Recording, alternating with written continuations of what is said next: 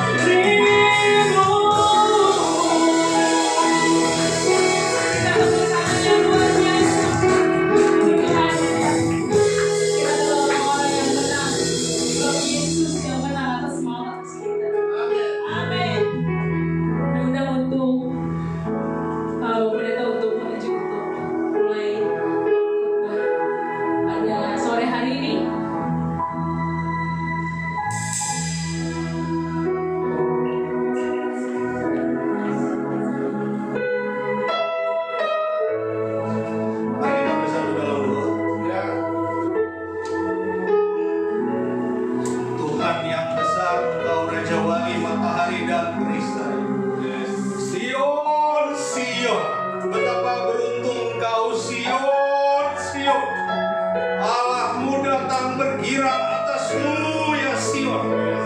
Allahmu menjadi perisai atasmu Sion. Beruntung kau sungguh Sion. Allahmu datang membawa engkau terbang tinggi ke atas awan, menjangkau langit Sion.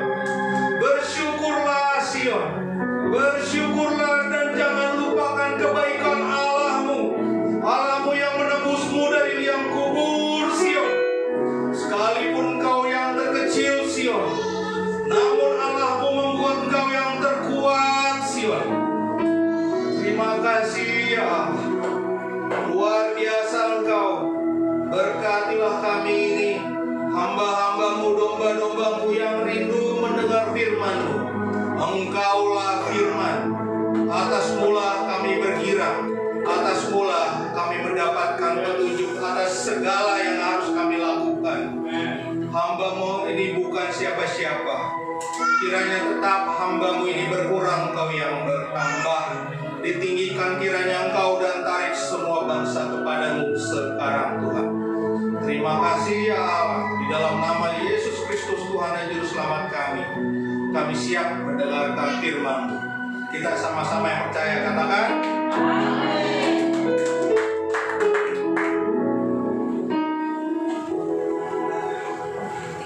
Shalom Bapak Ibu. Shalom. Ya, selamat Hari Kartini. Selamat Paskah.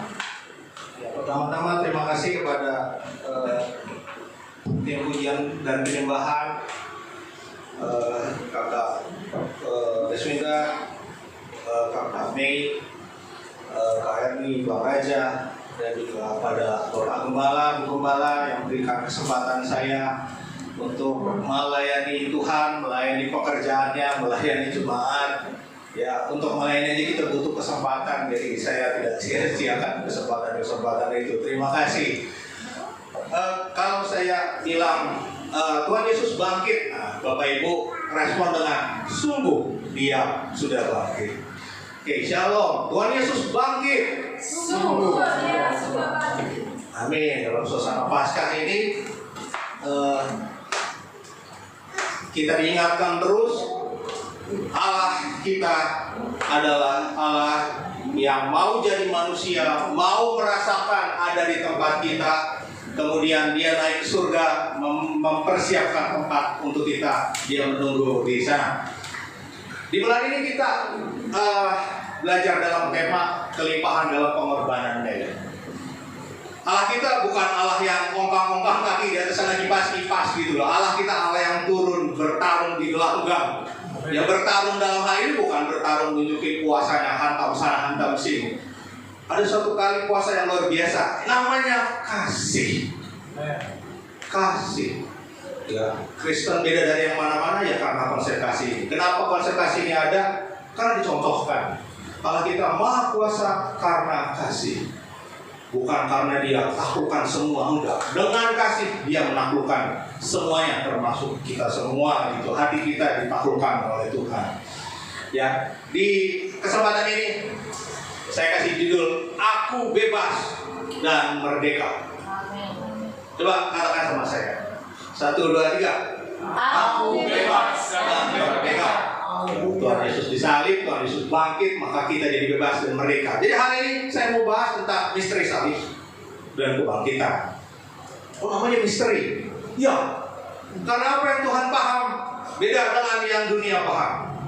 Ya, beda sekali. Jalanku bukan jalanku, salah. Jalanmu di atas jalanku, rancanganmu melebihi rancanganku. Nah, itu Tuhan kita.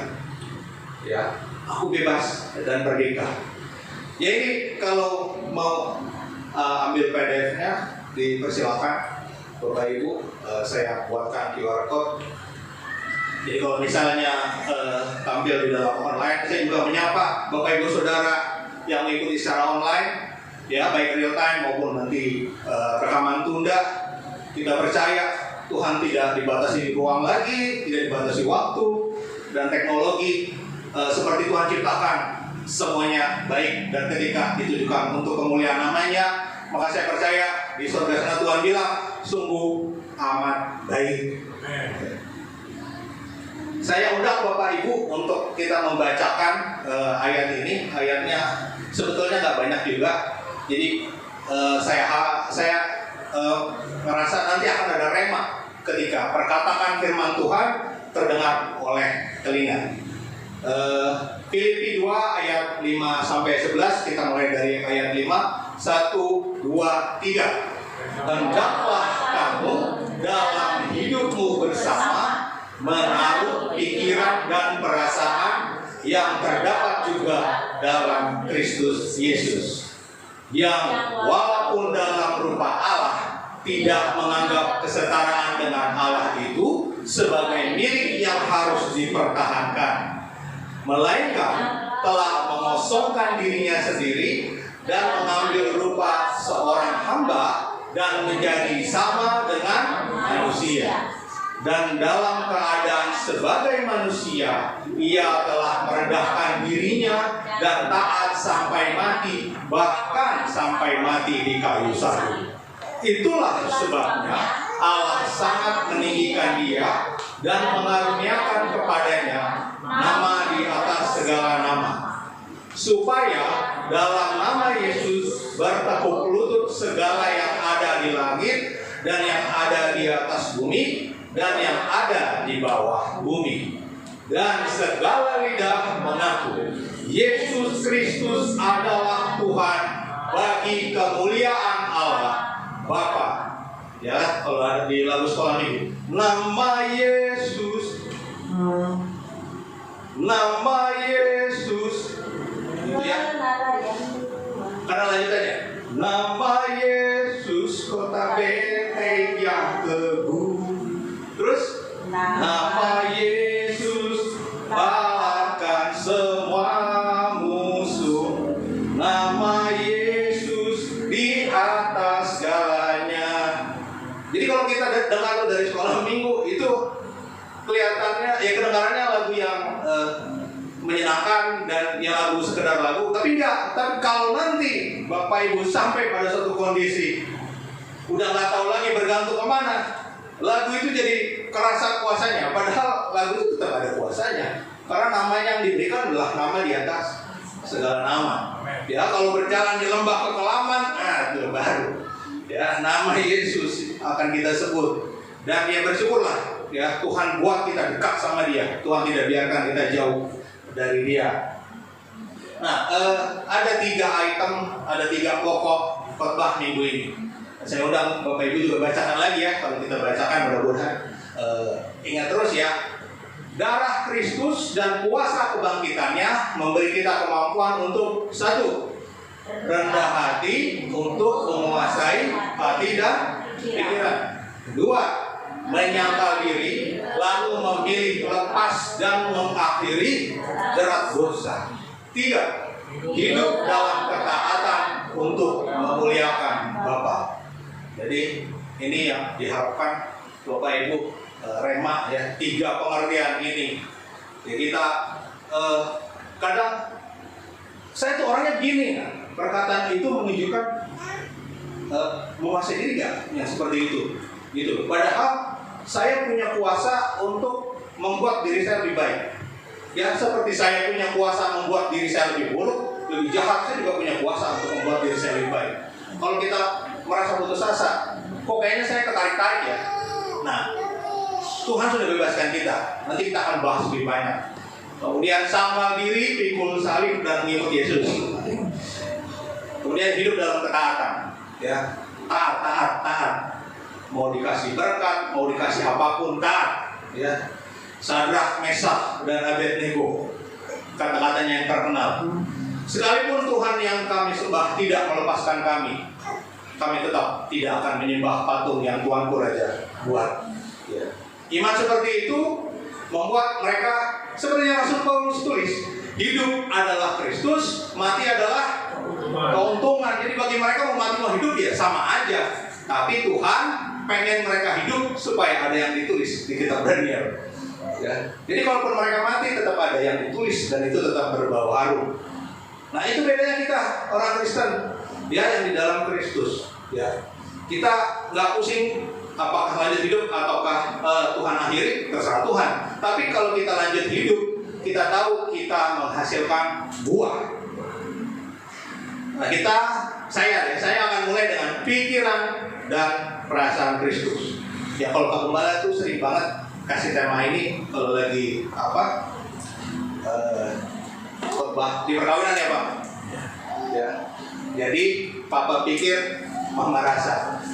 Saya coba bahas dari segi yang lebih umum ya, pikiran dan perasaan Kristus. Memang kenapa sih dengan pikiran manusia? Ya, Rasul Paulus tulis pikiran dan perasaan Kristus. Terus emang kenapa dengan pikiran dan perasaan manusia? Ya, kita tahu ya, roh memang penurut tetapi daging lemah. Ya, sebulan yang lalu saya kasih itu ya Galatia 6 tentang kedagingan, macam-macam. Ya, lepas, kita mau lepas dari itu. Maka kalau sudah tahu roh menurut tetapi daging lemah, berjaga-jagalah dan berdoalah. Kalau udah tahu, jadi itu aja terus berjaga-jaga dan berdoalah.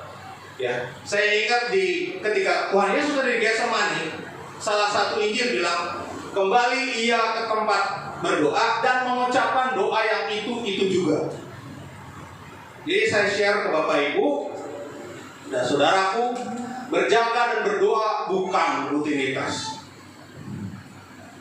Tapi kalau itu jadi rutinitas, oke lah, kita berawal dari rutinitas. Tapi kita tidak berakhir di rutinitas. Dari rutinitas kita dipaksa menikmati, ketika kita dinikmati, kita semakin menikmati. Itu alurnya. Jadi jangan biarkan, saya tidak menikmati doa, terus jadi nggak berdoa. Saya bingung dengan berjaga-jaga, jadi nggak berjaga-jaga. Nggak bisa begitu. Ya, justru ketika seorang penjaga bosan menjaga rumah, ya maling masuk gitu loh. Kalau penjaganya lagi bersemangat, malingnya nggak masuk. Ya, justru dalam kondisi kita jenuh, kita semakin dekat sama Tuhan. Itu pikiran manusia. Ya, rohnya penurut tapi dagingnya lemah. Kemudian siapakah yang dapat mengetahui kesesatan? Mazmur 19 ayat 12. Bebaskanlah aku dari apa yang tidak kusadari. Ya, pikiran manusia begitu. Kalau tidak dikendalikan di bawah firman Tuhan, nggak sadar, ya sesat aja. Bagaimana cara biar tidak sesat? Yesus kasih tahu cara. Ya, harus mengerti kitab suci dan kuasa Allah. Dia marahin orang Farisi dan ahli Taurat. Kamu sesat sebab kamu tidak mengerti kitab suci dan kuasa Allah. Kemudian terlalu lama di dalam pikiran manusia tanpa dibersihkan oleh firman, maka seseorang menyangka ia dapat mempermainkan Allah. Mana? Gak apa-apa tuh, berbuat aja terus. Padahal Allah tidak membiarkan dirinya dipermainkan. Di depan ayat sini tulisannya jangan sesat. Jadi kalau orang menyangka bisa mempermainkan Allah, udah masuk sesat ya. Allah tidak membiarkan dirinya dipermainkan. Apa yang ditabur orang itu juga yang akan dituainya. Jadi Alkitab pasti tahu itu. Ya. Maka dari itu hati-hati dengan pikiran manusia. Ya, Amsal bilang jagalah hati dengan segala kewaspadaan, karena dari sanalah terpancar kehidupan. Nah, kalau ada masalah dengan pikiran manusia, terus apa pikiran Allah? Kita lihat ya. Rencana awal Tuhan ya di Kejadian 1 ayat 26 ayat 28, marilah kita menciptakan manusia sesuai dengan gambar dan rupa kita supaya mereka berkuasa atas binatang-binatang dan seterusnya ya. Jadi manusia diciptakan segambar serupa dengan Allah. Ini termasuk kehendak bebas. Ya. Yang membedakan ciptaan manusia dan ciptaan yang lain bahkan dengan malaikat itu kehendak bebas. Makanya Tuhan larang makan buah pengetahuan dan juga buah kehidupan. Tapi pohonnya disediakan, ditaruhnya di tengah-tengah lagi. Nah, ini kan menggambarkan kehidupan kita. Pilihan-pilihan untuk jahat, untuk maksiat, untuk menjauh dari Allah terbuka dengan lebar. Dikembalikan ke kita. Pilih dengan bijak. Pilihan bebas. Itu yang membedakan kita dengan yang lain. Malaikat aja nggak dikasih. Ya. Ketika Adam jatuh di dalam dosa, firman yang pertama, di manakah engkau? Jadi Tuhan mencari. ketika malaikat jatuh di dalam dosa, ketika malaikat jatuh karena kesombongannya, Tuhan buang dari langit, jatuh ke bumi, seretlah sepertiga, gak ada kesempatan untuk malaikat, malah disediakan neraka, api yang abadi. Ya, malah si setan-setan ini mencoba menarik manusia sebanyak-banyaknya ikut mereka. Ya, itu ya. Allah memberi kita kehendak bebas, itu bedanya. Akan tetapi ya, sudah diciptakan Allah dengan rupa dan gambarnya Dia, berkuasa dan menaklukkan bumi, malah jatuh dalam dosa karena memilih mengikuti suara ular. Kita tahu kan ular itu siapa? Ular tua yang disebut setan, ya. Maka karena dia melanggar apa yang Tuhan bilang, di hari kamu makannya, maka kamu akan mati. Loh, begitu makan gak langsung mati? Betul. Ya, kematian yang dimaksud lebih parah daripada sekedar mati saat itu juga. Tetapi terpisah dengan Allah, terpisah dengan Tuhan. Diusirlah mereka keluar dari Eden. Itu kan masalah ya. Yang tadinya diciptakan untuk bersama-sama dengan Tuhan, karena pilihannya sendiri menjauh dari Tuhan. Ya, itu apa itu mati, terpisah kekal dari Allah. Karena Allah itu kudus. Jadi dosa tidak akan bisa mendekat ke Dia. Itu persoalan. Mereka memilih mengikuti suara iblis. Salah yang perempuan. Kenapa yang perempuan duluan?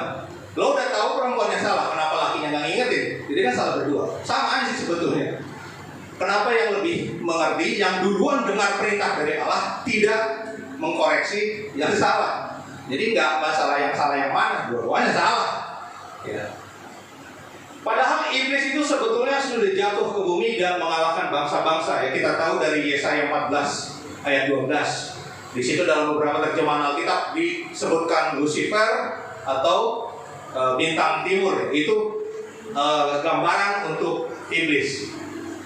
Dan ketika rencana awal Allah tidak menemukan tujuannya adalah bersama-sama dengan Allah di keabadian, maka ini sifat Tuhan. Tergeraklah oleh belas kasihan. Jadi Allah kita cirinya Dia mudah tergerak oleh belas kasihan. Karena Yohanes bilang Allah adalah kasih, ya. Dan Dia katakan kepada Yesaya, Akulah Tuhan, dan tidak ada juru selamat selain daripadaku. Ketika manusia jatuh dalam dosa, Tuhan sendiri yang akan melakukan penyelamatan. Ya bagaimana kalau manusia menyangka dia bisa selamat dengan sendirinya? Gak bisa ya. Tuhan sendiri yang melakukan penyelamatan. Manusia tidak mungkin menyelamatkan diri dari akibat dosa. Nah ini yang Allah mau.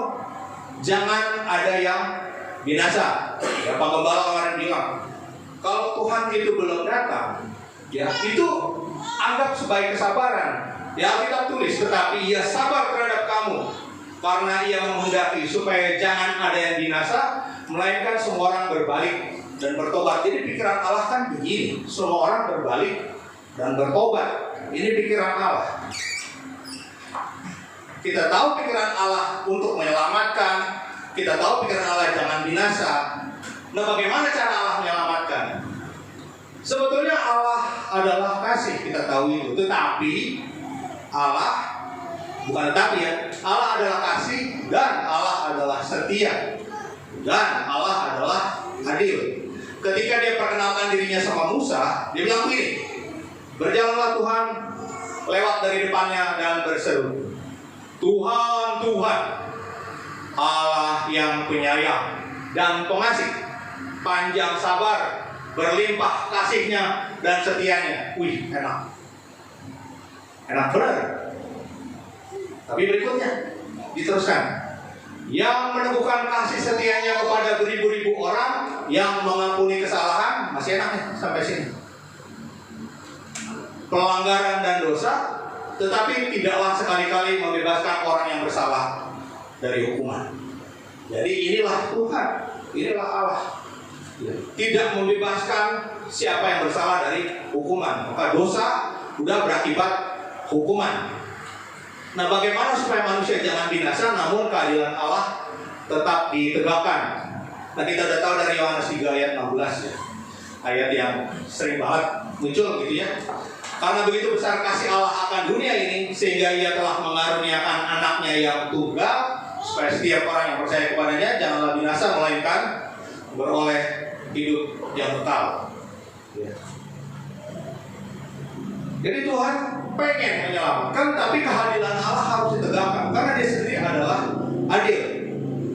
Jadi apa solusinya?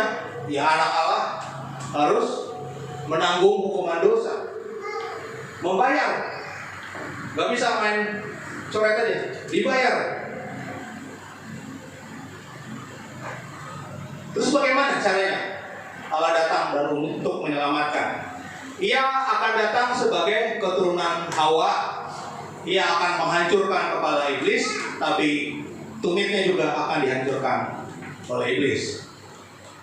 Ya, di Kejadian 3 ayat 15, keturunannya akan meremukkan kepalamu dan kau akan meremukkan tumitnya. Tuhan sendiri sudah kasih tahu dari awal apa yang akan terjadi.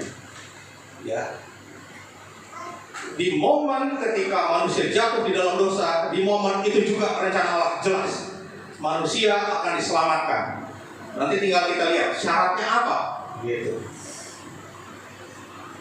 Maka Dia harus datang sebagai manusia, dan Ia menghancurkan kuasa iblis, tetapi juga Ia dihancurkan iblis. Loh, bagaimana? Kok Tuhan turun bisa dihancurkan iblis? Karena Ia yang telah dibunuh dalam keadaannya sebagai manusia. 1 Petrus 3 ayat 18b bilang begitu. Jadi bukan Tuhan yang mati, Tuhan datang sebagai manusia, seperti yang dibilang di Kejadian 3 ayat 15 kepada Hawa.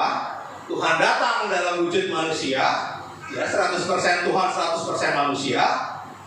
Kemanusiaannya dibunuh.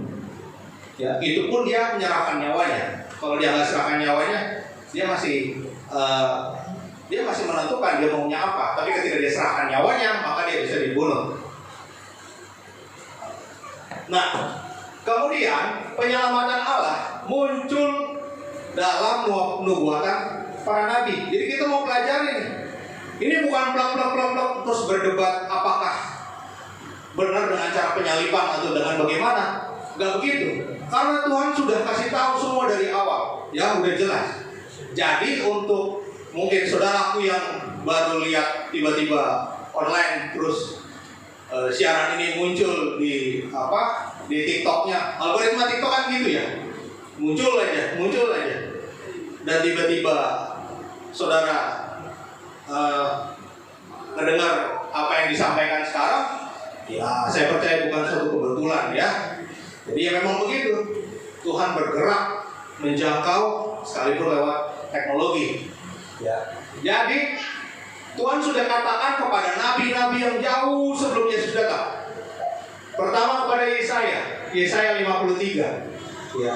Dikatakan bahwa nanti Dia datang sebagai manusia, sebagai hamba Tuhan yang menderita. Dia akan menanggung penyakit kita.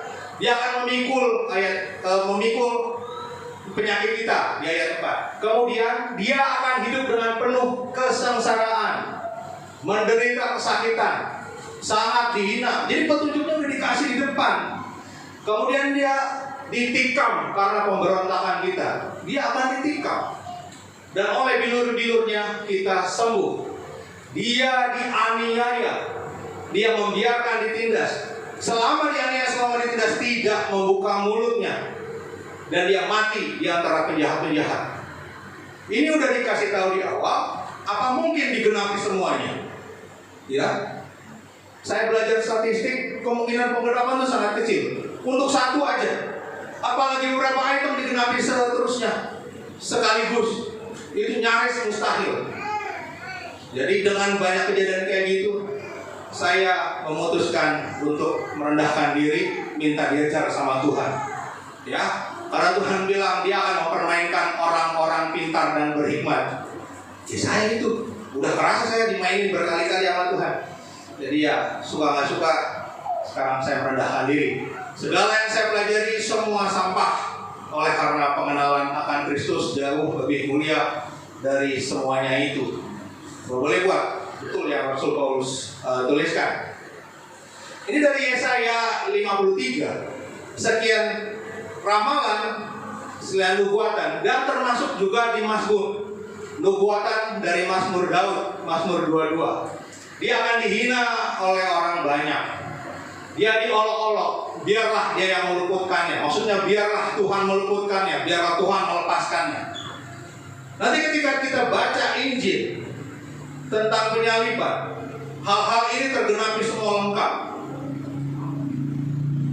Dan gak mungkin ini terjadi dengan kebetulan. Mesti ada suatu persekongkolan ya, dalam bahasa yang ekstrim. Ternyata bukan persekongkolan. Itulah kemampuan Tuhan bergerak dan semuanya jadi. Ya. Mereka menusuk tangan dan kakiku. Ditusuk tangan dan kakinya. Disangka ini perang. Ternyata enggak. Ketika semuanya digenapi secara lengkap, maka nanti muncul salib. Jadi nggak tiba-tiba muncul salib. Semuanya sudah digariskan. Mereka membagi-bagi pakaianku di antara mereka, dan mereka membuang undi atas jubahku. Jadi apa kesimpulannya dengan segenap ramalan-ramalan nubuatan-nubuatan tadi kepada para nabi? Kesimpulannya Yesus harus lahir. Yesus harus disalib. Karena tinggal itu cara menyelamatkan kita yang terhilang. Jadi harus disalib. Dan Allah yang saya kenal di dalam Alkitab yang saya baca bukan Allah yang kabur. Dia bertanggung jawab. Nanti dia akan dia akan memperlihatkan yang namanya kemahakuasaannya. Bukan dia perlihatkan, dia hancurkan semuanya yang di sekitar tempat penyaliban. Bukan. Ya, kalau kita ini adalah orang dewasa, kemudian dipukuli oleh anak balita, kita bisa balas kan? Berkuasa kita memang. Tapi kalau kita dipukulin sama anak balita, ada 3 merubungin kita, dia pukulin kaki kita. Justru kekuatan kita adalah kesabaran kita. Jadi kalau Allah disalib dan dia mampu diam aja, tuh Allah mana seperti kesalahan. Allah mana seperti Allahku. Nah, iya. Jadi Allah mana yang sanggup tuh? Dia pegang seisi dunia, tapi dia dipukulin, dia bisa diem aja. Ini tuh gambaran. Maka Tuhan betul-betul membolak-balik konsep dunia. Ya, saya juga butuh waktu banyak untuk mengerti ini. Dia luar biasa Allah kita. Jadi dia harus lahir, dia harus disalib, dia harus jadi manusia, dan dia harus ngerasain yang namanya mati. Jadi kematiannya itu untuk mengalahkan maut dan bangkit sebagai Tuhan. Kalau saya diselamatkan dari kematian, yang menyelamatkan nggak pernah mati, terus saya mau percaya dari mana? Kalau saya menyerahkan hidup saya pada yang pernah mati dan dia bangkit, kemudian mahkota duri itu untuk mengosongkan diri dari haus pengakuan kekuasaan. Ini sesuatu yang sangat manusiawi. Saya pengen diakui, ini pengen diakui, semua pengen diakui. Untuk merendahkan diri, coba aja. Kalau nggak Tuhan tolong, gimana? Saya bisa. Aduh, saya punya 1 juta jubah deh, saya begini. Saya tuh bertahun-tahun udah begitu. Coba sama saya begini-begini. Banyak. Yang mahkota-mahkota kita pakai. Tapi Yesus yang punya kuasa atas semesta, dia ngasih contoh. Bisa diem aja itu. Lah dia diem aja karena terdesak. Oh jangan salah. Di Taman Getsemani lagi Yudas datang bawa pasukan. Orang Romawi tanya, manakah Yesus? Dalam bahasa Yunani, Yesus bilang, ego, eimi. Dalam bahasa Ibrani-nya, perjanjian lama. Aku adalah aku. Tahu apa yang terjadi ketika Tuhan Yesus menyatakan identitasnya? Bahwa dia Tuhan yang sama seperti yang keluar tuh kuasanya. Ketika namanya disebut itu, makanya tadi dibilang nama di atas segala nama. Ya, nama Yesus. Dia katakan nama agung Allah. FJ, Aser, FJ, diterjemahkan ke bahasa Yunani. Diterjemahkan ke bahasa Yunani.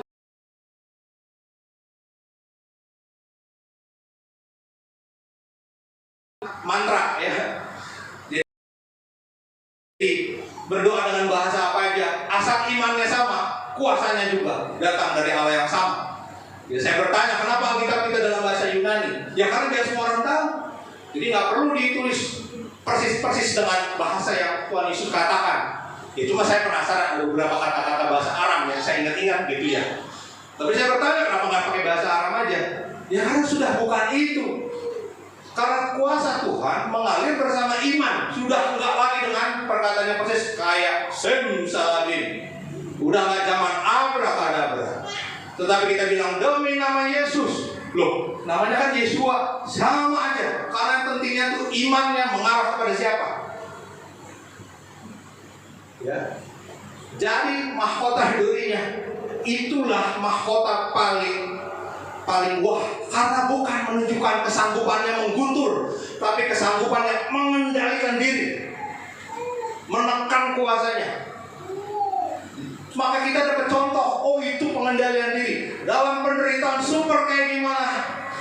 Sekalipun aku berjalan dalam lembah kekelaman,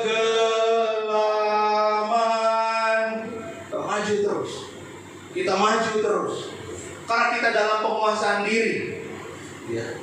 Maka perlu dia kasih contoh gimana cara jadi manusia, gimana dia disalib, gimana dia merendahkan diri. Dari situ dia bukan meninggikan dirinya, tetapi Bapa di surga mengangkatnya tinggi, membangkitkannya dari antara orang mati. Jadilah dia yang dipuja oleh semua semesta.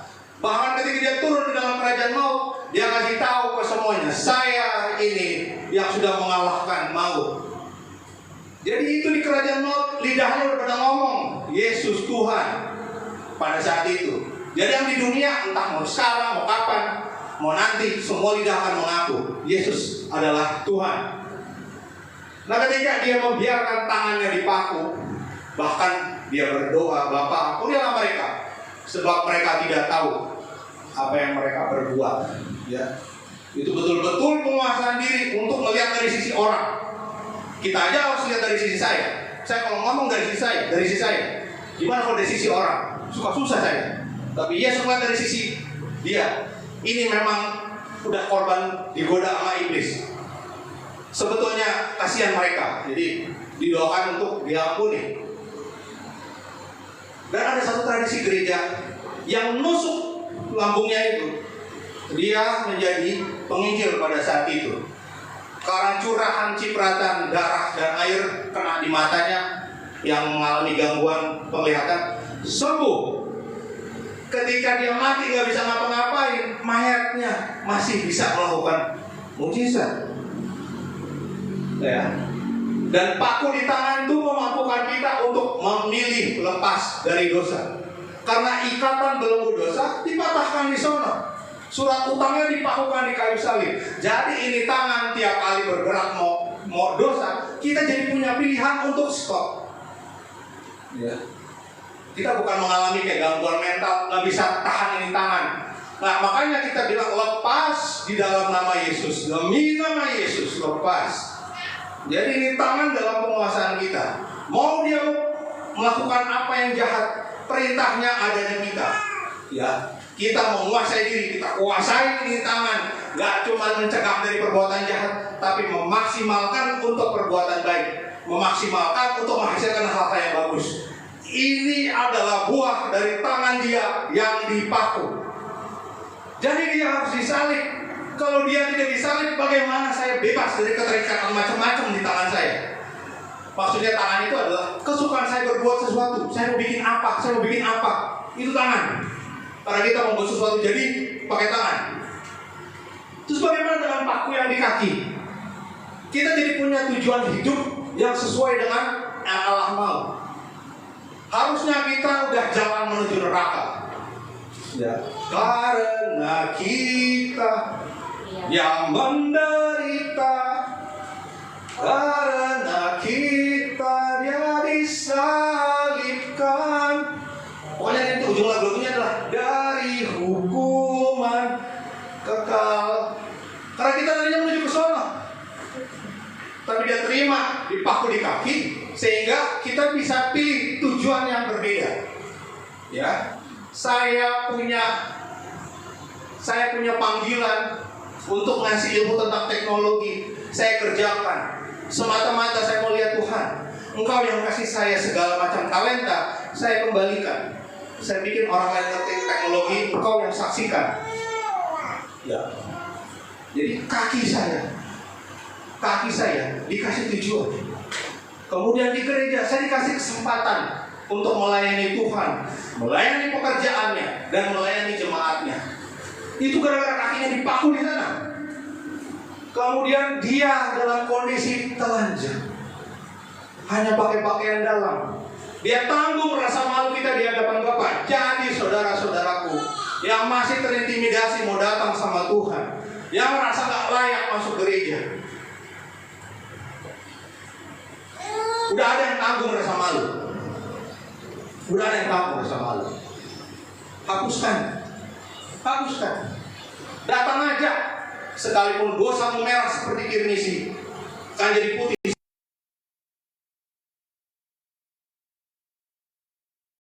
Ungkapnya, cambuknya bukan cambuk sembarangan, bukan cambuk biasa. Itu cambuk yang ketika menghantam punggungnya, tulang kelihatan. Makanya di Mazmur 22 ada tulisan segala tulangku dapat kuhitung, karena ada bagian tulang yang kebuka.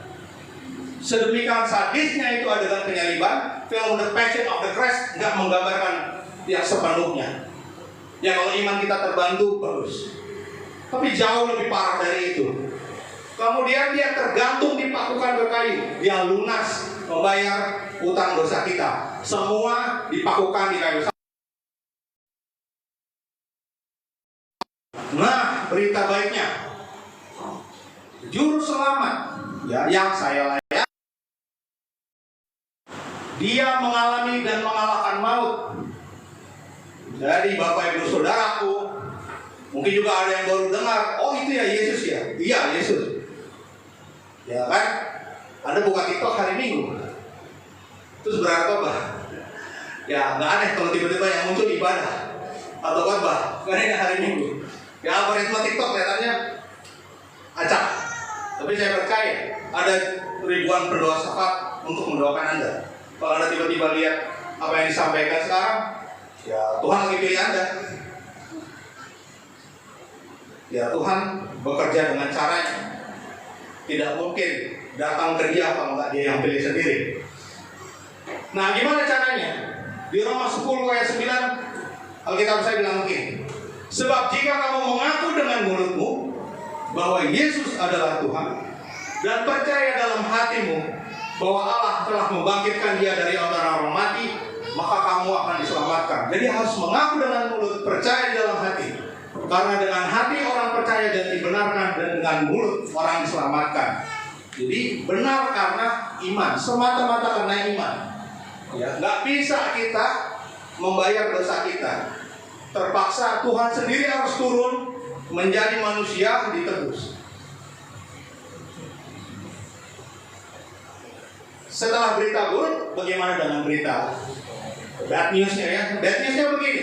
Dalam Injil Yohanes Yesus berkata, Yohanes 3 ayat 18, barang siapa percaya kepadanya, ia tidak akan dihukum. Jadi kalau percaya kepada anak Allah, percaya kepada yang menebus, percaya kepada yang disalib, percaya kepada yang bangkit, dia tidak akan dihukum. Barang siapa tidak percaya, ia telah berada di bawah hukuman, sebab ia tidak percaya dalam nama Anak Tunggal Allah. Ya. Dan inilah hukuman itu, terang telah datang ke dalam manusia, tetapi manusia lebih menyukai kegelapan daripada terang. Jadi kalau Anda bosan dengan hidup Anda yang jahat, mari datang percaya, supaya terang masuk ke dalam hatimu. Ya, ini dia. Nah, apakah Injil tersebar lancar tanpa perlawanan? Nah, ini uniknya. Ya. Oh, tentu tidak. Iblis berusaha mencegah berita Injil. Iblis pasti berusaha mencegah berita Injil. Jadi ketika Yesus mulai menyatakan bahwa dia harus disalib, Petrus bilang begini, Tuhan, kiranya Allah menjauhkan hal itu. Hal itu sekali-kali tidak menimpa engkau. Jadi semua yang bilang, semua yang menyatakan bahwa jangan sampai disalib, itu kita lihat asalnya.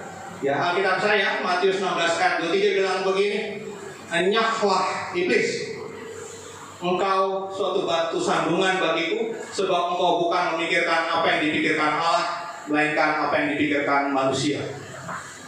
Jadi menyangkal disalib, Alkitab saya bilang idenya datang dari iblis. Ya itulah. Injil bermaksud menyelamatkan lebih banyak orang, tetapi iblis pengen sebaliknya, lebih banyak masuk ke neraka. Antikristus juga mencegah berita Injil. Jadi siapa pendusta itu? Bukankah dia yang menyangkal bahwa Yesus adalah Kristus? Jadi dia menyangkal Yesus itu Tuhan, Yesus itu anak Allah. Setiap roh yang mengaku bahwa Yesus Kristus telah datang sebagai manusia berasal dari Allah. Jadi ada aliran sesat yang bilang Yesus itu enggak manusia biasa. Jadi tidak mungkin menderita di salib. Jadi begitu salib itu adalah orang lain yang disangka Yesus. Ini muncul di abad ketiga Masehi, aliran sesat dari Gnostik yang namanya Basilides. Dari abad ketiga Masehi sudah dicegah supaya orang percaya Yesus disalib. Jadi betapa luar biasanya berita penyaliban Yesus itu. Pencegahannya banyak sekali. Karena ini menyebabkan banyak orang diselamatkan. Ya. Nah, ada berita penyaliban. Nah, bagaimana kita yakin? Kok ada yang bilang begini, ada yang bilang begitu? Kalau kita baca dari sumber yang bukan Kristen, dari sumber yang bukan Kristen, yang nulis namanya Tacitus. Ya, ini anti dengan Kristen. Dia bilang Kristus dari nama itu berasal. Dia menderita hukuman yang ekstrim pada masa pemerintahan Tiberius di tangan salah seorang prokurator kita, Pontius Pilatus. Dia mengejek orang Kristen, dia bilang Kristen disalib. Ya, berarti dia meneguhkan. Dia meneguhkan bukan karena dia Kristen, tapi dia nulis tanpa ada beban. Ya berarti ini fakta. Kemudian Talmud dari Babilonia, pada malam Paskah Yesus dihukum gantung.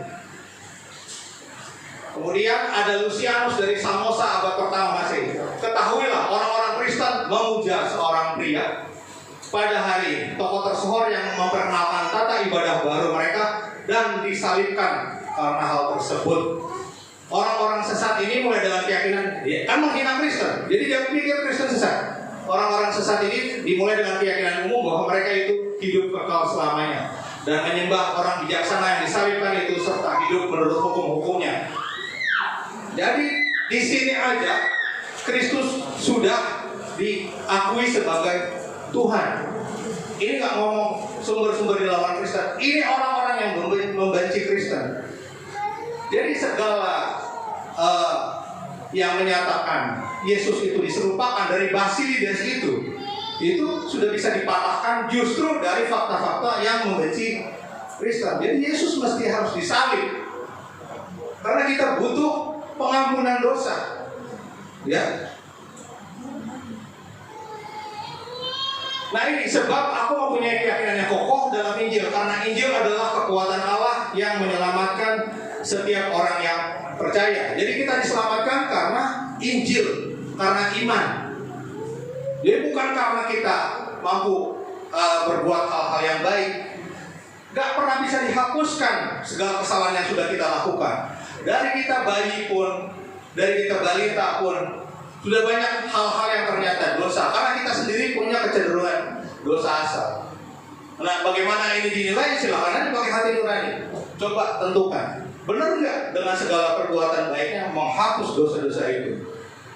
Pasti kita akan sampai pada suatu keadaan kita akan berseru melihat ke langit, Tuhan, tolong, saya tidak tahu apakah dosa saya bisa bersih atau tidak. Tidak tahu memang tidak bisa tahu. Nah, makanya karena salib aku hidup. Justru karena salib aku hidup. Dengan salib aku bisa meneladani Kristus dengan hati hamba. Ya, saya bisa lihat, oh ini Tuhan. Tuhan kayak begini. Kemudian meneladani Kristus yang merendahkan diri. Ya, namanya kalau udah merendahkan diri, udah paling bawah, mau dikebawahin kemana lagi? Jadi lompang aja kalau mau jalan. Ya, karena segala sesuatu yang saya punya datang dari Allah, kembali kepada Allah. Kenapa saya harus pertahankan? Kenapa saya harus tersinggung? Saya dapat juga bukan karena saya pantas, semua datang karena anugerah. Jadi buat apa saya merasa itu punya saya? Nah, kemudian saya melalui Kristus yang taat sampai mati, ya, sampai mati di kayu salib. Ya, taat sampai selesai. Ya. Sampai mati di kayu salib. Di kayu salib artinya mati dalam kondisi yang saat itu salib adalah hukuman yang hina. Maka dari itu Tuhan sudah menanggung hukuman yang paling hina menurut ukuran dunia. Maka siapapun yang merasa paling hina di dunia ini datang sama Tuhan. Ya, Tuhan sudah tanggung sampai di level paling bawah itu. Jadi nggak usah melihat Tuhan yang terlalu agung tak terjangkau. Datang aja. Aku pengen kenal Tuhan yang mengampuni dosa ini. Aku pengen kenal Tuhan yang lebih yang mengasihi saya ini. Saya pengen kenal. Datang aja. Karena dia udah sampai titik paling bawah, maka dia bisa ngangkat yang derajatnya paling bawah.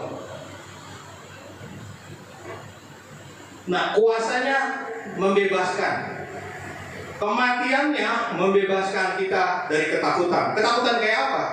Kalau saya nggak tahu saya diampuni atau tidak, maka saya nggak punya bekal nih. Nanti saya masuk mana ketika saya meninggal? Supaya saya yakin saya masuk mana ketika meninggal dengan kemampuan saya harus tahu saya mati kapan. Masuk akal dong? Saya harus tahu saya mati kapan supaya saya ngerti perbuatan baiknya harus semana. Ya. Atau kalaupun dengan ibadahnya harus semana. Jadi fair dong. Kalau nggak begitu ya saya jadi bahan bakar neraka. Udah pasti ke neraka saya. Saya butuh kepastian. Sampai kapan ini saya bisa taruh untuk menghapus dosa-dosa saya kalau saya pikir dengan cara begitu? Kenyataannya kan enggak. Kita nggak tahu kita mati kapan. Dan ketika kita misalkan diberitahu nanti ada pengampunan, itu pun nggak bisa dipastikan. Tahunya baru nanti. Terus bagaimana saya mau hidup? Saya hidup dalam ketakutan terus. Bagaimana besok kalau saya mati? Gak cukup. Sedangkan ketika Tuhan yang datang itu tahu ini manusia gak akan bisa dan dia pasti akan hidup dalam ketakutan, dia disalib, dia bebaskan, maka kematiannya membebaskan saya dari ketakutan.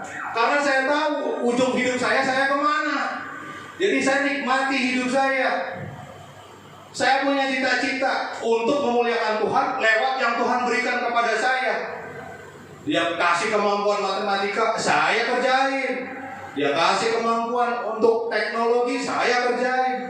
Dia kasih kemampuan misalkan untuk membaca firman, saya kerjain. Saya kerjain dengan plong karena hidup saya fokuskan untuk ngasih buah. Bukan untuk bertanya, nanti saya kalau mati, saya ada di mana? Saya nggak ada kepastian. Maka dari itu dengan dia mati, saya bebas dari ketakutan. Dia mati, dia bangkit. Nanti dia akan bantu saya ketika saya mati. Nanti dia akan bangkitkan saya. Ya. Ibrani 2 ayat 15. Dan supaya dengan jalan demikian, dia membebaskan mereka yang seumur hidupnya berada dalam perhambaan oleh karena takutnya kepada maut. Seumur hidup dalam perhambaan, betul yang saya bilang kan? Saya butuh kepastian. Kalau nggak seumur hidup saya dalam ketakutan, saya masuk mana? Orang bilang enak banget orang Kristen, begitu percaya sama Yesusnya dia masuk surga. Nah, bagaimana? Memang begitu yang paling mungkin. Kalau pakai usaha sendiri, ya periksa aja ke hati nurani, mungkin nggak untuk lunas. Yang konkretnya nanti kalau aku mati, aku kemana? Surga, neraka. Dalam kehidupan apa yang terjadi? Karena takut akan maut, ya saya takut mencoba, takut salah, mikirin opini orang. Gimana saya mau berkembang? Tapi ada tuh yang berkembang, ya udah baru kematiannya. Itu salibnya. Bagaimana dengan kebangkitannya? Nah, kebangkitannya memampukan aku merdeka dalam melayani. Jadi saya malah mampu untuk hidup lebih lagi. Ya, Galatia 5 ayat 13. Saudara-saudara, memang kamu telah dipanggil untuk merdeka. Janganlah kamu kemerdekaan itu sebagai kesempatan untuk kehidupan dalam dosa. Mereka inilah orang yang akan yang lain oleh kasih. Jadi bukan berarti kekristenan, wah ditebus, ya kita bikin dosa, nanti kita masuk surga, mari bikin dosa, masuk surga. Gak gitu. Justru karena ditebus, surga udah di depan, kita enak jalan menuju surga, keluar buah-buah perbuatan baik itu, karena tangannya tadi dari keterikatan bikin dosa sudah dilepaskan, kakinya tadi dari kecenderungan mau jalan-jalan ke tempatnya nggak benar sudah dilepaskan. Itu maksudnya. Jadi bukan enak benar jadi itu.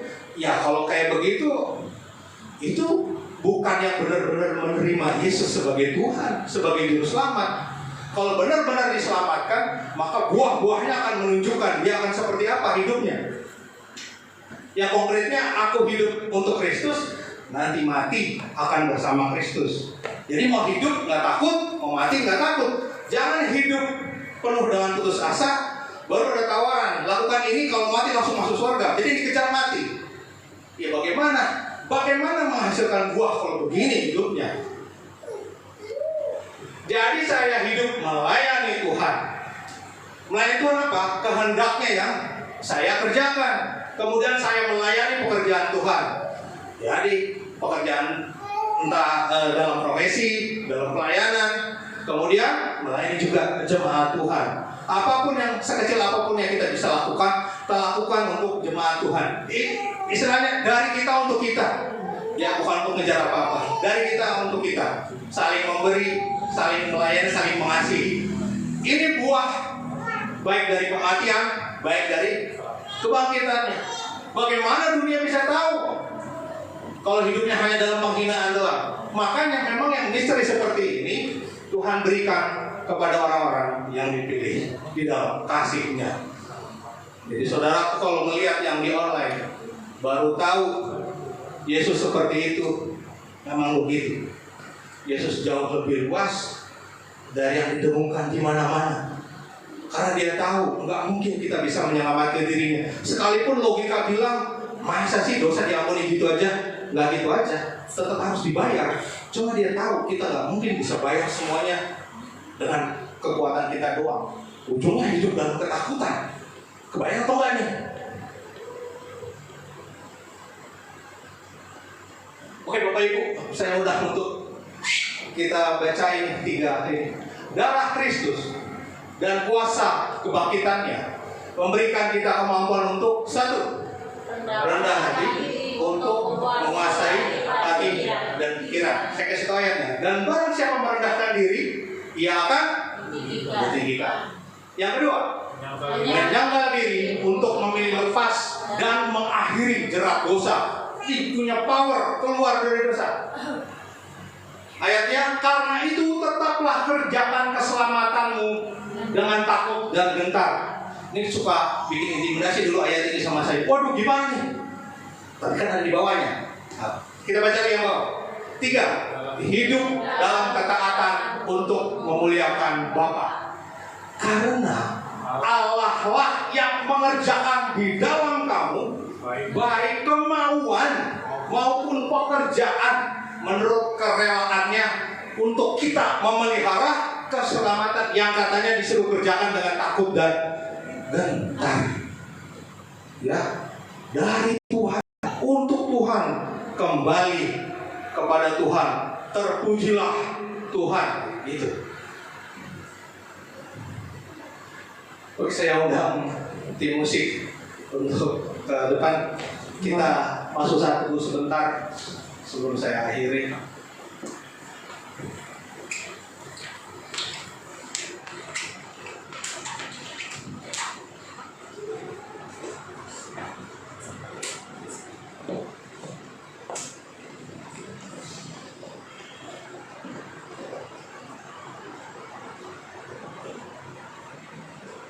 Oke, semua kepala kita tundukkan, kita berdoa, kita saat teduh di hadapan Tuhan.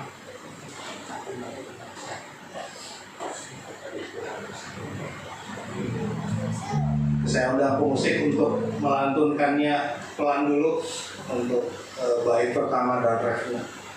Saya akan berdoa untuk Bapak Ibu sekalian. Mari kita bersatu di dalam doa. Tuhan, terima kasih. Engkau firman, Engkau datang. Engkau tidak lari. Sekalipun Engkau harus menanggung hukuman bagi kami. Sekalipun sorga diam ketika Engkau berdoa meminta cawan ini lalu daripada Engkau tidak bergeming, Engkau tidak mundur sedetik pun. Engkau tidak berpikir-pikir ketika Engkau nyatakan, marilah, waktunya sudah tiba. Sampai ketika Engkau bilang, tetelestai, sudah selesai, sudah terbayar, sudah lunas, sudah plong semua. Hamba-Mu ini menyampaikan apa yang dia bisa dengan terbatas, namun kuasa Roh-Mu tidak terbatas. Engkau yang mampu melepaskan dari segala keterikatan. Bantu domba-domba-Mu untuk bertanggung jawab bagi roh, jiwa, dan tubuh mereka, melepaskan segala jerat dosa yang menghambat jalan dan pertumbuhan mereka. Bukan sekedar karena doa ini, tetapi oleh karena kasih-Mu di tempat yang maha tinggi. Engkau yang rindu untuk melihat domba-domba-Mu bergerak bebas, bertumbuh, dan berbuah. Kasih-Mu yang tak berkesudahan. Atas kasih-Mu ini hamba-Mu ini berdoa untuk domba-domba-Mu yang merindukan kelepasan dari sakit penyakit, dari beban fisiknya ya Tuhan. Oleh bilur-bilur-Mu semuanya telah sembuh di dalam nama Yesus Tuhan. Bukan karena hamba-Mu ini, tetapi karena cinta-Mu yang begitu besar. Karena kepada-Mu diberikan nama di atas segala nama. Atas kuasa itu hamba-Mu ini berdoa, Tuhan, mari Allah, lepaskan dari segala ketakutan, berikan keyakinan untuk menjalani hidup. Sebab hidup yang dihidupi sekarang adalah hidup di dalam Kristus. Maka buah-buah yang akan keluar menanti untuk dihasilkan, Tuhan. Mari Allah yang tidak pernah meninggalkan perbuatan tangan-Mu. Segala kesulitan, hanya Engkaulah jalan keluar, Tuhan. Segala pertumbuhan Engkau yang memberikannya. Mari Allah, Engkau tak akan pernah gagal mengembalakan domba-domba-Mu, Tuhan. Terima kasih Allah yang memilih kami sebelum dunia dijadikan. Maka tolong kami ya Tuhan. Tolong kami ya Tuhan. Tuhan yang besar, yang tak berjanji, rasaku berkenan. Bangkitkan iman Bapak Ibu Saudara sekalian.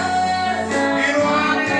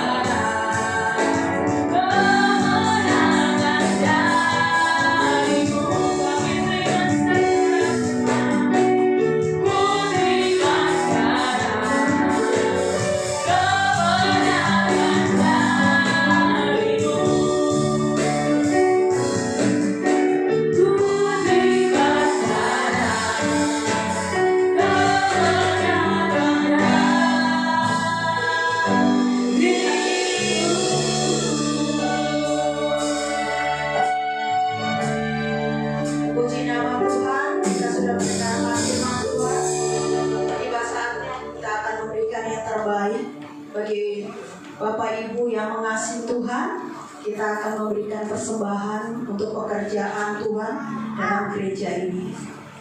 Mari kita bersatu hati, kita berdoa. Bapak, terima kasih, kami bersyukur Tuhan buat malam hari ini.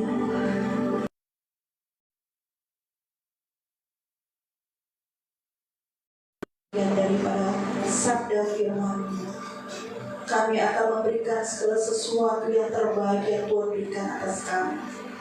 Kiranya persembahan yang kami akan bawa ini Tuhan boleh memperlebar kerajaan Tuhan atas gereja di tempat ini. Terima kasih Bapa, kami siap memberi di dalam nama Tuhan Yesus. Haleluya, amin.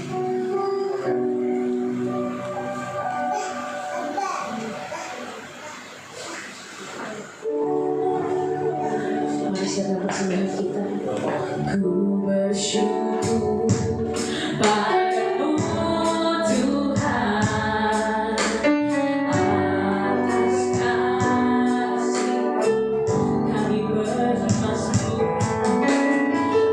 bermazmur bagi nama-Mu yang kudus.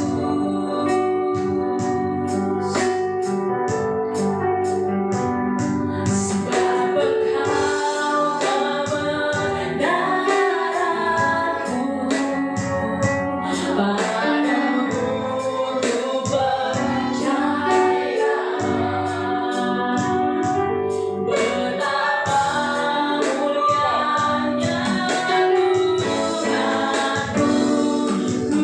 rindu hanya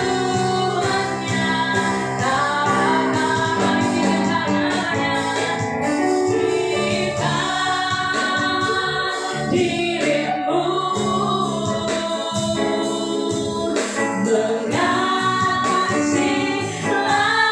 dirimu, mengasihi lagi bersamamu Tuhan, mengasihi bumi, tinggikan dirimu, mengasihi lagi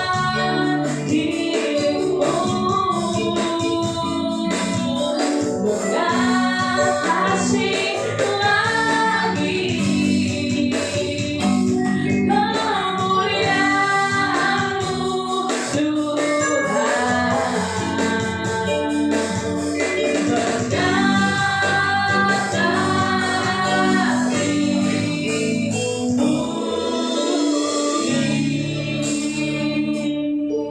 Puji nama Tuhan, terima kasih buat Bapak Ibu yang sudah memberikan persembahan. Kita akan mendengarkan sebagian dari Partai Jemaat Sepekan JKI Bethlehem Tanjung Priok. Saya mewakili gembala, seluruh pekerja dan jemaat Tuhan JKI Bethlehem mengucapkan terima kasih kepada Bapak Jimmy Mulyadi yang sudah menyampaikan kebenaran firman Tuhan. Kiranya Tuhan memberkati Bapak dalam segala hal.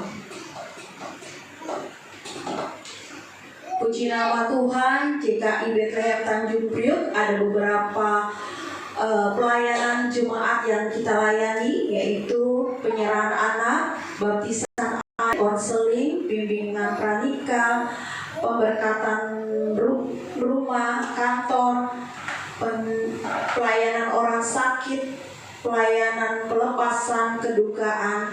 Segera menghubungi pengerja setempat atau menghubungi Ibu Esther. Gereja JKI Bethlehem Tanjung Priok mengucapkan selamat ulang tahun pernikahan atau ulang tahun secara pribadi buat jemaat Tuhan, seluruh pekerja Tuhan yang berulang tahun di bulan April. Dan Tuhan Yesus pasti memberkati Bapak Ibu mulai hari ini bahkan selama-lamanya. Umur panjang dan kekayaan dan kehormatan menjadi bagian daripada Bapak Ibu. Gereja JKI Bethlehem ada kegiatan yaitu setiap hari Jumat. Ada 2 kegiatan yang kita boleh lakukan, mengundang Bapak Ibu seluruh jemaat Tuhan untuk masuk di dalam rumah doa JKI Bethlehem setiap hari Jumat jam 7 malam. Itu yang pertama. Yang kedua ada Bible study. Kiranya Bapak Ibu yang boleh hadir di hari Jumat di minggu setiap Jumat di jam 19. Kami menunggu kehadiran Bapak Ibu semua untuk kita sama-sama bertumbuh bersama-sama di dalam kekuatan Tuhan. Bagi Bapak Ibu yang rindu memberkati gereja Tuhan di tempat ini adalah nomor rekening yang sudah tersedia, nomor rekening JKI Bethlehem Tanjung Priuk dengan nomor akun yaitu BCA 0033221115. Saya ulangi kembali. Bagi Bapak Ibu yang rindu memberkati gereja JKI Bethlehem Tanjung Priuk dengan nomor akun BCA 0033221115.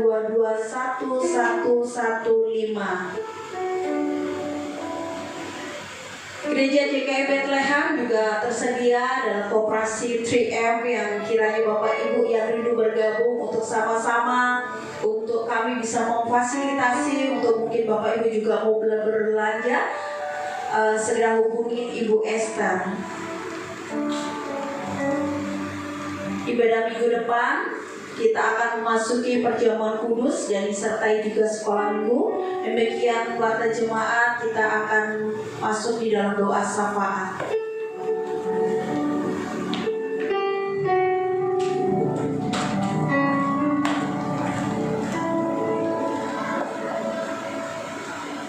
Puji nama Tuhan, mari kita saling.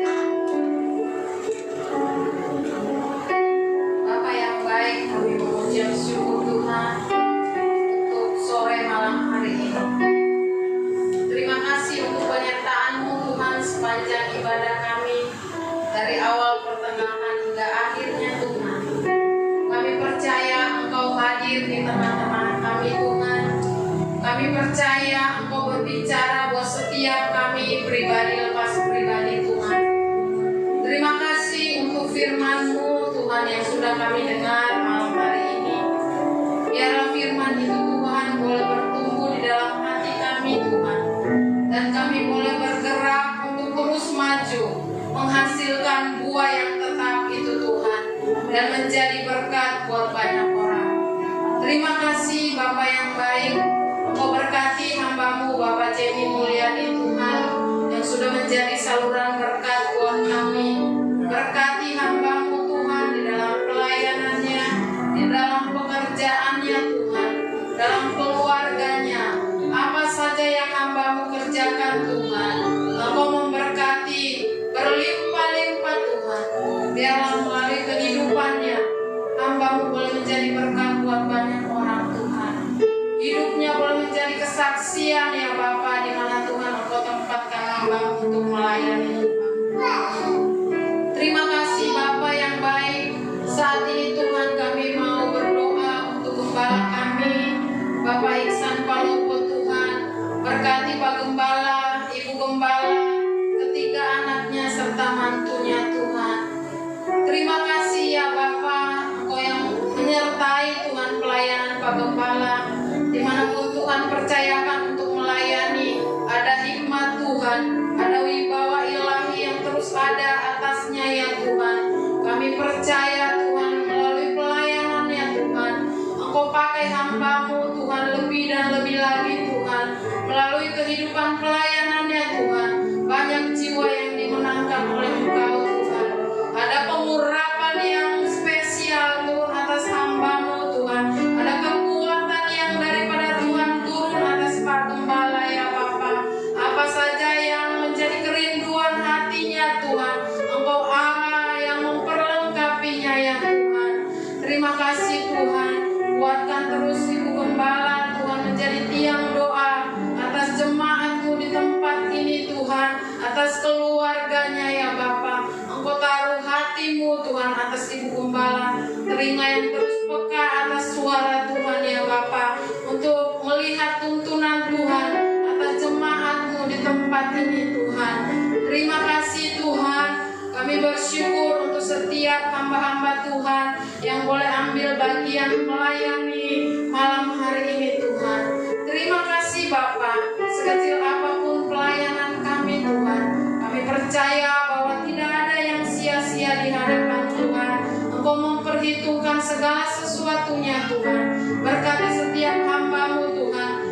sudah melayani Tuhan. Engkau perbesar kapasitas mereka ya Tuhan. Kami percaya Tuhan bahwa setiap talenta yang Tuhan beri Tuhan, Engkau yang terus akan memberikan pertumbuhan. Biarlah lewat pelayanan mereka Tuhan, nama Tuhan semakin ditinggikan ya Bapa. Terima kasih Tuhan. Kami mau berdoa untuk setiap jemaat-Mu Tuhan yang hadir malam hari ini, baik yang onsite maupun yang online Tuhan. Kami tahu Tuhan, kami taruh di bawah kaki-Mu Tuhan. Apa saja yang menjadi pergumulan, apa saja yang menjadi kerinduan setiap jemaat-Mu Tuhan. Engkau Allah yang sanggup mencukupkan segala sesuatunya. Engkau Allah yang sanggup menjawab setiap doa-doa dan kerinduan setiap jemaat-Mu Tuhan. Kami berdoa berkati setiap suami-suami yang ada Tuhan. Berkati setiap istri-istri yang ada Tuhan. Berkati setiap anak-anak yang ada Tuhan. Biarlah setiap keluarga yang ada di JKI PTP Tuhan menjadi keluarga yang rukun ya Tuhan. Menjadi keluarga yang tetap solid Tuhan. Menjadi keluarga yang terus mengasihi Engkau ya Bapa. Terima kasih Tuhan. Berkati terus jemaat-Mu di tempat ini Tuhan. Engkau yang memberikan pekerjaan yang terbaik buat yang butuh pekerjaan ya Bapa. Buka lapangan pekerjaan yang baru Tuhan. Pertemukan dengan orang-orang yang tepat, orang-orang yang baik ya Tuhan. Terima kasih Tuhan. Kami bersyukur ya Tuhan untuk setiap jemaat-Mu yang terus setia ya Tuhan.